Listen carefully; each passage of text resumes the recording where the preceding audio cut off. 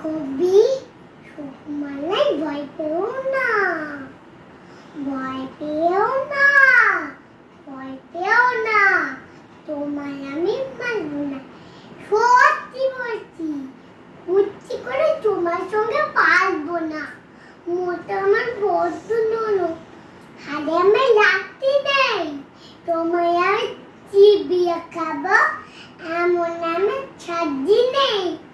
মাথায় আমি শিং দেখে পাই, মাথায় আমি শিং দেখে পাই, পাটি তো কতই না।